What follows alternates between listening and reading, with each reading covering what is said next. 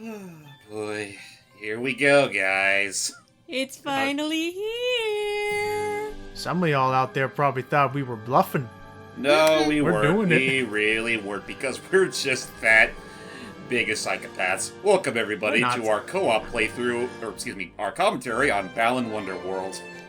Woohoo! And So in all seriousness, no. In all seriousness, though, yes. We, after, the game finally launched, after a little while, we waited for any, stability updates. None arrived, so we just said, screw it, let's just jump right in. I guess one there were a few that they did patch in.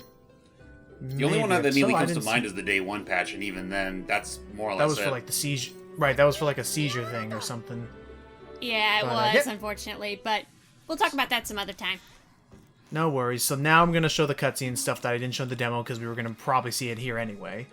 We are tackling this entirety of Balan Wonderworld, which starts with the lives of Emma Cole and Leo Craig. Yes. That sounds about right. That is their And- names.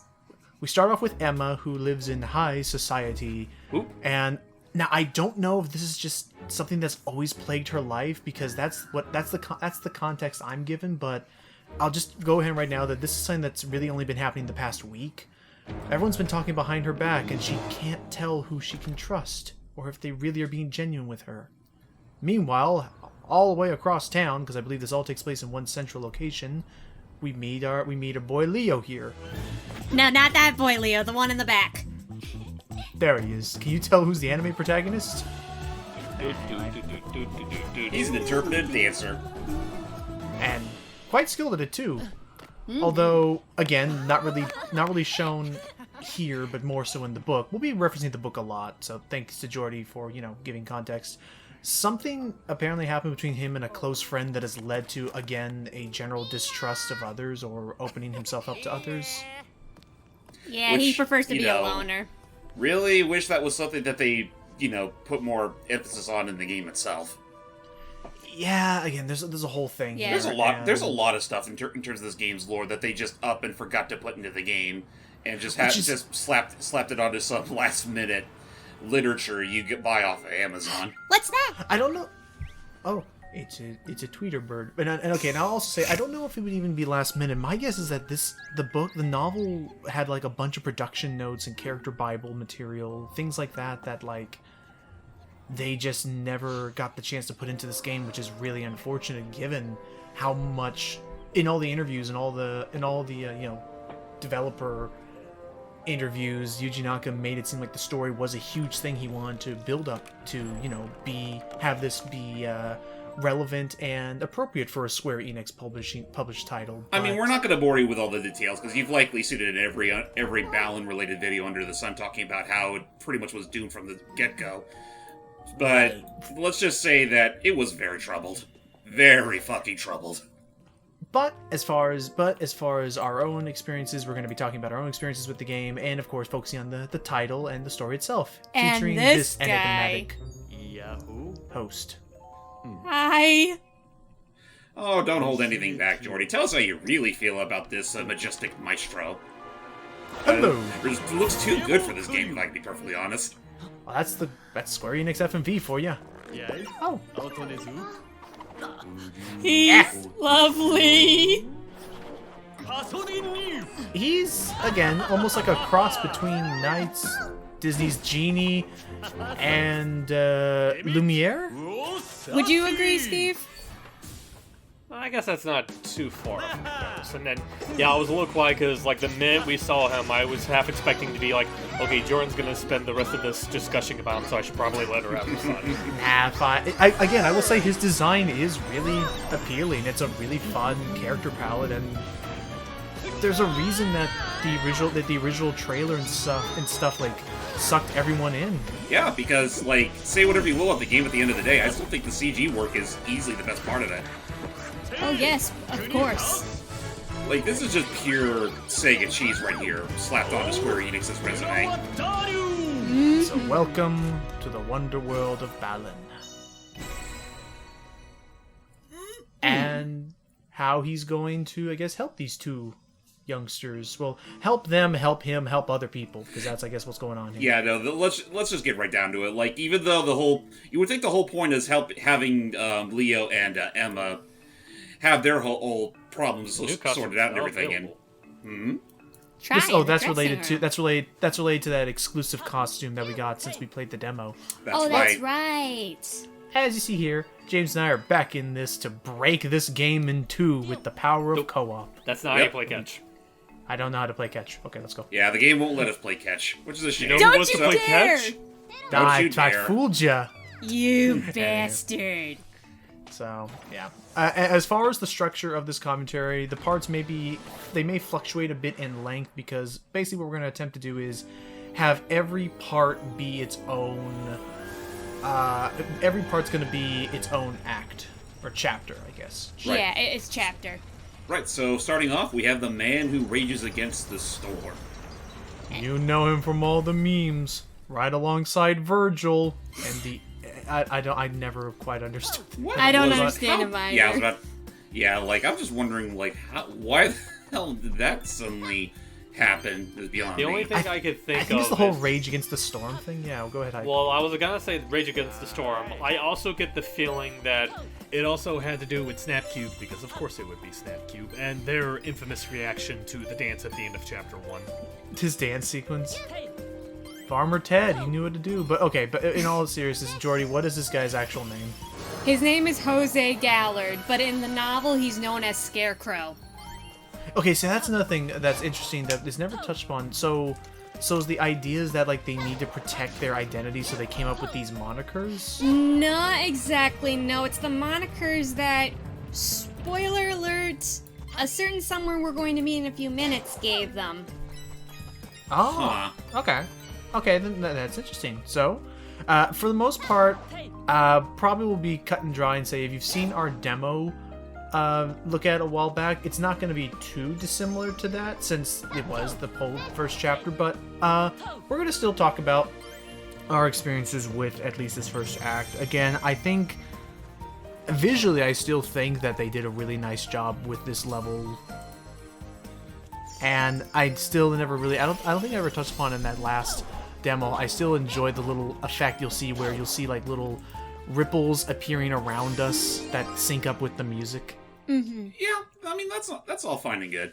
And yeah, this is pretty much where we get the introduction to our Balan statues, which are pretty much this game's star coins / or power stars would probably be more appropriate considering you do need them to progress. Yep, and this time we will actually be making an effort to get as many of them as we can because I believe by the end of the game we're going to need about 120 of them to reach the final act. Another thing they took straight from Mario.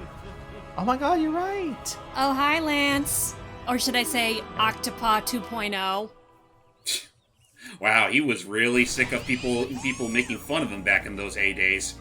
I did not want to be pet. I did not want to be pet anymore, I said. But did they listen? No. Anyway, so there again is combat. And this is something I'd never touched upon the demo look at that actually was kind of interesting to learn about, is I guess this game actually has a form of adaptive AI, James. In that depending on how well and how fast you clear these combat encounters, that will then clue the game to start spawning more enemies in each follow-up encounter. Like to gradually adjust the difficulty, something like that. I mean, that would be all fine and good if the actual combat in this game was had a little more substance to it. The big detracting factor of the combat is that if you do not have a costume, I you thought are you could jump on it with basically that one. defenseless. Right. Yeah, basically. You cannot attack an enemy without a costume on, and again, if they Well, yeah, that's true. You can you'll see- jump. You can jump on Yep. them, but that's not going to mean anything because unless you have a costume on, there's no attack values. So you're Right, pretty yeah. much going to bounce right off of them. Yeah, you'll see us try later. Is that if we try to jump on them as just normal Leo and Emma, we'll just be repelled away. Okay. I'm going to do my best to be as constructive as I possibly can. Yeah, to effectively. I'm just going take to any- I'm just going to warn you guys right now. If you were expecting us to have any sort of viscosity with our commentary for this game, you're probably best looking elsewhere because we've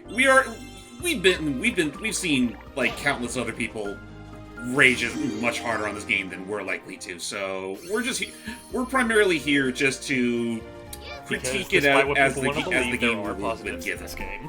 Yeah, Right. we'll look And into the positives and the negatives, and we'll be fair about it. And I'm here to. Exactly, and I am one of those people who is part of that positive aspects.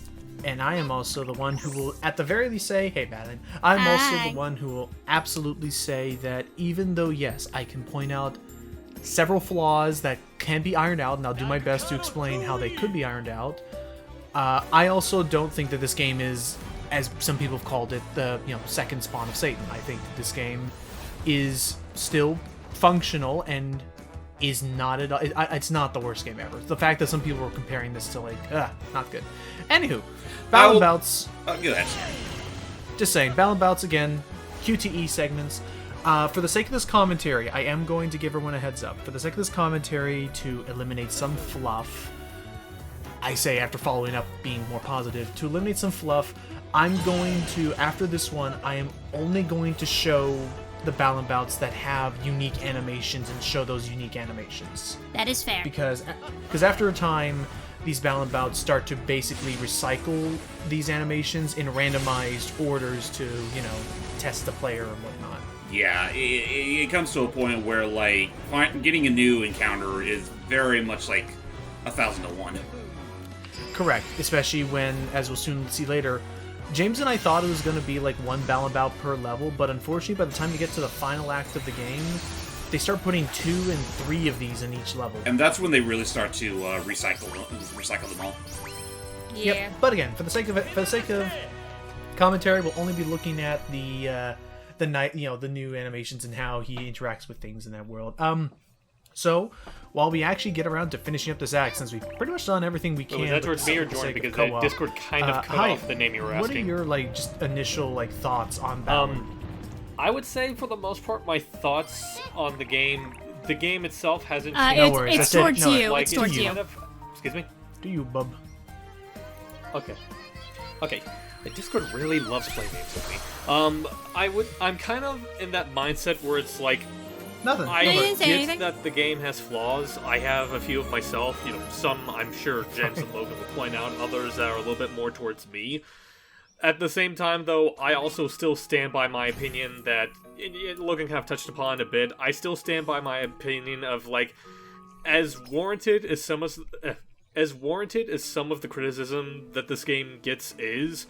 I also feel like a lot of it is unnecessarily bloated to the point of being obnoxious and in some regards toxic.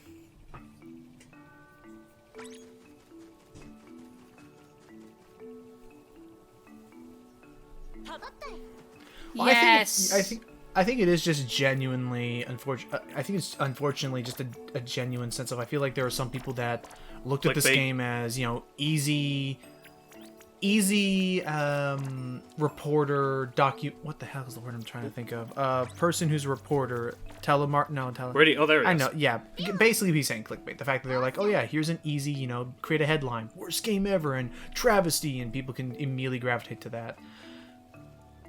There he comes. Vroom. I think it's also this is just a guess, but I also think the good majority of the haters are the ones who were expecting this to be a Knights I was about to say, game, and you some saying of comes them from the might be Sonic coming fan from the base Sonic honestly fan base, does kind of which is very explain unfortunate at least because a that chunk fan base is of the very, toxicity, very considering that the toxic. poor Hedgehog himself is definitely suffering through a lack of that.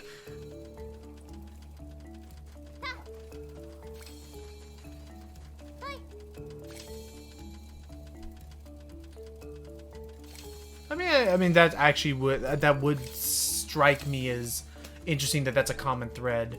As for real quick, because I will be showing off some of that more later. What happened with us feeding the Tims back there? I decided to look more into the game, and I actually figured out what all the different gems mean. Oh yes, So- please tell us. So the yellow gems are again a very base experience point boost. Yeah, try to kind do of that again. thing. Yeah, Nothing anytime too you get special to a there. checkpoint, if you stand on it, and it then summons as a for what the curtain that you pink, can red, use to and blue ones basically do, hang on, I'm toggle gonna and arrange the different activate costumes. that again. you have. Button. Thank you.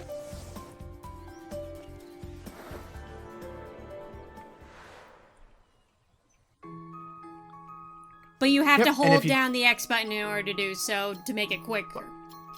Yeah, if you hold the X button as you reach it. And here's the custom costume, James, that since we played the DLC way back when for that look at, we now get this little guy. Which, don't lose it. Yeah, well, actually, it does respawn after a while, but still. Where do you, okay, so it's like, when you go so back to when you go back to the Isle of Tims, it comes back. Case, I do want to go into you just get my up there, general okay. Yeah, complaints. because I lost Since it is my kinda like a exclusive complaint a lot of costume people once, have, and so it came back afterwards. I know everyone and their cats have Okay. already poked their pure hatred towards the whole one-button concept thing, where it's like, in terms of the costumes themselves, like, I don't mind all the costumes only having, like, one function. Like, for example, with the Elastoplane, its one function is just being able to stretch up. I don't mind each costume only having one thing to do. My problem with the whole thing is that, like, the one thing the costume does should not be the only thing you're allowed to do.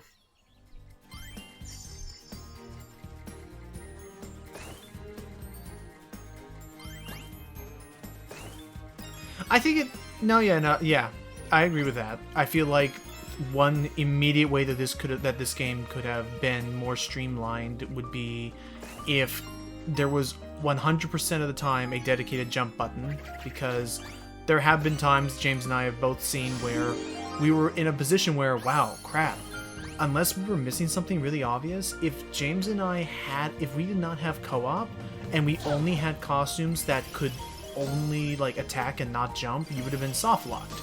Yeah. Like in some areas.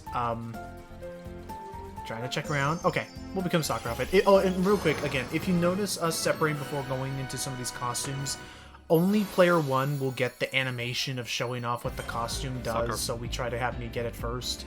Which is I will definitely say right at the bat, while Emma here plays a rousing game of football, I will definitely say in regards, even though we're doing co-op for the sake of this commentary, I will definitely echo a lot of sentiments in that co-op in this game was very poorly handled.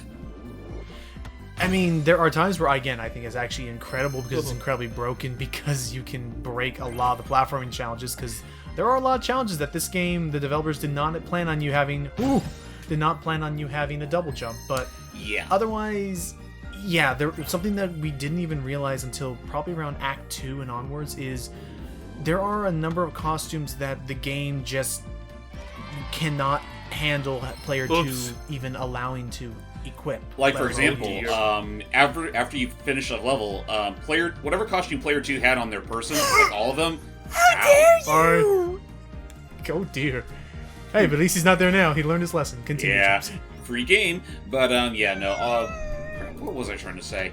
That any costumes that you have equipped by the end of any stage Completely disappears. Right. So like, yeah, it's like I don't even know. I don't think it even goes back into your Nope, quote unquote doesn't closet. get banked. Like, it gets completely. Yeah, it just falls off it eviscerates off the face of the earth, which bad design. Very, especially if there was a very rare costume, or if there was a costume that you needed for certain things. Other goals that I have are, other goals that I have in mind are, we want to show off how to get all 3 Balan statues for each of the boss battles, because as we said back in our look at, that's still a mechanic I did think was kind of neat, was how the boss battles in and of themselves kind of functioned like puzzles to like figure out how to deal damage to them in the right way. But unfortunately, later bosses, what this will lead to is there are some bosses that require a certain costume in order to trigger it, and we mean like a costume from outside the arena. So if you lose this costume, you have a couple of options left to you. One of them is you'd have to go back to the stage that costume was acquired from and replay the level over and over again to bank more costumes in your in your dressing room here, which, as you see here, I'm also gonna cut out any backtracking that we spend time in there. And then there's this. I feel happy, dude. I genuinely am okay with that. That I'll admit right now, that is probably one of the few things where I'm like, are we really complaining about that? No, Well, it's supposed to be based... well, I'm just gonna say right now, I'm gonna complain about it because honestly, aside from the usual, what do you mean by giving it the usual peppy attitude, it feels like something that you can influence, but the game never makes it clear enough how you can just standing influence still. it. Oh wait, really? Oh, Like, you can make it go on for longer. You can? Oh. Yeah, like, it feels like something where it can go on. Yeah, like, maybe, sometimes you may notice, like, you go forward and the people giving you the good old hip hip hurrah will follow you for a little bit, and then they just have to disappear. And then it's like... actually, yeah, you're right. I do remember that. It makes it feel like it's a bigger mechanic than the game actually makes it out to be, which is probably my biggest thing. Like, I mean, I understand, positive reinforcement and whatnot, but maybe have it such a way where you know how to properly make the most out of it, and maybe get something good out of it.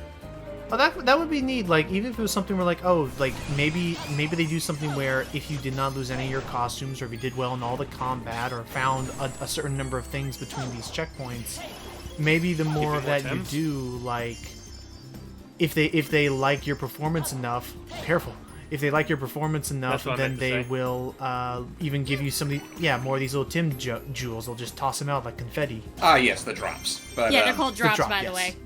My bad. The Tims are the birds that eat them. Which is kind of weird in hindsight when you really think about it once you beat the game. But oh yeah. What was I gonna say? In general, that whole thing felt very half-baked. Right. Okay, that's right. Because we were talking about all the costumes and stuff. Sorry. So the Tims, these drops. So what these different drops do is, okay, being positive. So the Tim system is not very clearly defined by the game. A lot of it, it feels like the kind of thing where it absolutely would have been explored in detail if there was ever a manual for the game, but there isn't, so you just kind of pick it up as you go along. Yeah. So the way the Tim system works is your base yellow drops are just a base experience that boosts its level, boosts its age and maturity. Pink drops, red drops, and blue drops, you can tell what they do by looking at the statue next to their corresponding garden. So if these drops all increase their experience, also here was an example of where everything else was an animation we had already seen, so we just get right to it. If you feed Tims any of these other drops, it does boost their experience, but it also changes their color, and if they change the color entirely, it gives them a brand new ability. Red Tims will actually attack enemies for you in combat, and will actually strike at them. Pink Tims will search around and find keys, eggs, things like that in the level for you while you're exploring. And blue Tims, it's not until I think the later acts that it actually requires this, but there will be some parts of the level where there will be those weird jagged crystal thingies, like the one that Balan crashes into at the end of a Balan bout. There'll be miniature versions of those, and the blue Tims can actually dive bomb and break them for you to open up to new Balan statues and stuff. All right. So that's how that mechanic works. Use me. There we go. Come on, Piggy. Use that hammy butt. I was going exactly somewhere and then I just lost it. There was something there. Don't worry. It's the first time I forgot that those things actually do follow you. So again, we're gonna roll the level. Move this into position. Come on, there we go. Well, that was the thing. I thought it was following me, but then James pointed out that, oh yeah, I actually need details because since this level moves around and rolls around, you actually are monkey balling it down the path. Which is pretty neat. And we're gonna continue forward. Good. See what else we can find. Oh. More musical numbers. Yeah, right here. Maybe you could probably progress forward a little bit, around the start, and that's when they'll, follow you for a little bit and keep on dancing. It's again, it feels like one of those things where it's never clear how you can manipulate it. I getcha. And as far as the whole musical thing, again, that was a big inspirational force for this game entirely. Was they wanted to capture they wanted to capture the feel of a Broadway musical or a musical adventure. Which, I mean, kudos for trying it, though I do have to agree with the sentiment from my good friend Tara in that they did not do a very good job of it. Again, it's a lot of this can be drawn to the book, which, again, there will be times where I'll ask, let's make sure we get prepped, there will be times where I'll ask Jordy, for advice and for, and for... Also, yes, you're not supposed to do it that way. Of course not. I think you're supposed to use the dragon thingy and then transform and then go Which back. even then, the dragon, like the dainty dragon, can barely even blast that far. So it makes me feel like you're supposed to. You can charge it, but it doesn't really extend the length of the blast. Maybe they expect you to come back once you had the Rayman Pumpkinhead guy or the That makes the sense. pumpkin puncher. Because his one attack goes even farther when you do a combo. That could probably be it. Anyway, so Jordy, I guess I'll defer to you right now, but we fight our first Negati. It's a Negati, yeah. It's a Negati. Once we fight our first Negati mini boss, now that I know what their actual names are, what do we know about Jose, like from the book that was not shown off here? All right, so this will be a bit of a doozy. So, Jose is a farmer. He actually has a family. He has a lovely wife and a son who was going to go to college, but when the storm happens, which we're going to see later on, Jose lost everything, and he wanted his son to go to college very badly, but his son felt bad for his father after the whole storm happened. And he said, "Hey, I don't have to go to college, it's fine." And he's like, "No," and it just left him in despair. Oh no. That definitely feels like that's kind of out there considering what the game already tells us about the guy. Well, here's the because I'll say thing. right now, all I know from this cutscene is all I thought was like, oh, he tried to be a farmer. That's all the Yeah. dream sequence told me. I really do think this is a case of they had Balan Company and Yuji Naka and whatnot. I feel like they did not have enough time to implement all the ideas they wanted, so they had to go for the second option, which was making a novel at the last, as a last resort. I mean, even then, it also feels like from what I've heard about the novel, it definitely feels like it plays around with certain ideas that kind of don't feel like they need to be there. Like the idea with Farmer Tim here, or Ted, or whatever we're calling His name is Jose. I get Jose, yeah. but I like calling him Farmer Ted. But continue. But yeah, no, already we already have this whole thing of the storm is literally ruining his crops, and I think that's already tells us enough about the guy. That's enough to get a man's spirits down. You don't need to apply this whole kid who was about to go to college up until that whole thing happened, just to make it seem all that deeper. Honestly, it just feels out of left field. I'll raise up and say that I don't mind it as a way to. Okay, you don't mind that.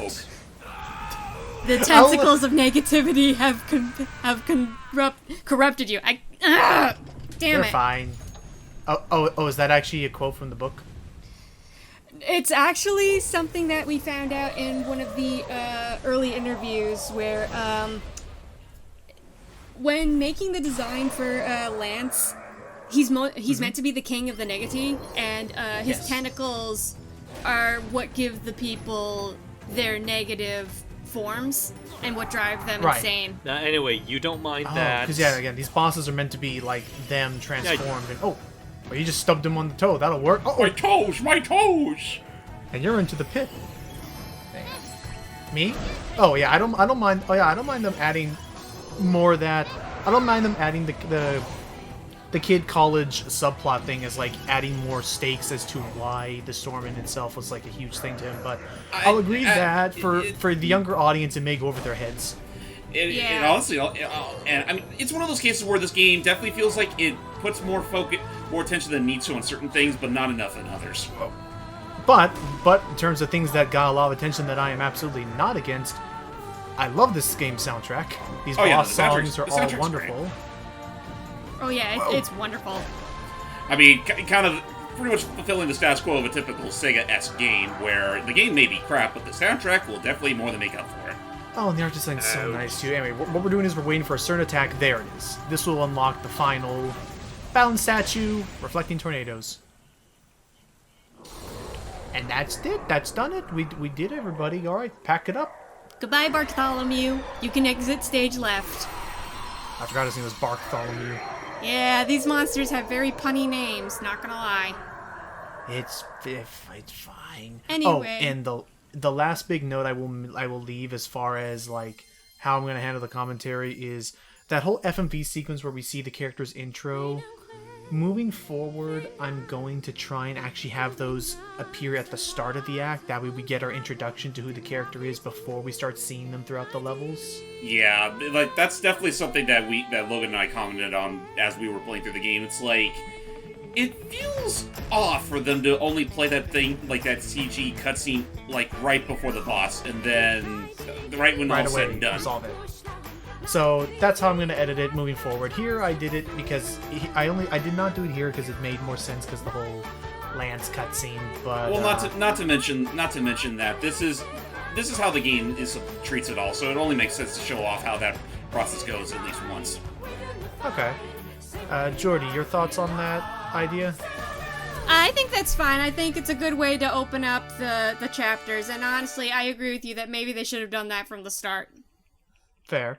As for those little dance numbers, which are your rewards, the other thing I learned is that you have that, I guess, fictitious Balinese language, I'll call it. Yes, it's called Balinese. Oh my gosh. Okay, so Balinese language. If you 100% all of the acts and get all the Balan statues, that will then reward you with the English act, the English lyrics in one stock. That one stock is just enough to help rebuild. It's hard, man. It's hard work, but it's good work. It's honest and good work. Yeah, I mean, that's just enough to fund my kids' college fund. At least an associate's degree. So Again, we have fighting. That's just how stupid that sounds. I know. But regardless, it's a sense of like reaffirming of yes, I can do this, and yes, we can persevere. But yeah. So with that said, that again was what the majority of the Balan Wonderworld demo was. And moving forward, we're going to be seeing mostly, not seeing content on this channel before as far as the Balan Wonderworld games, and you'll get to see more of our experiences and hear more of us discuss the property as a whole. So yeah, Balan noise. Buckle up, everybody. It's gonna be a wild ride. Stay tuned.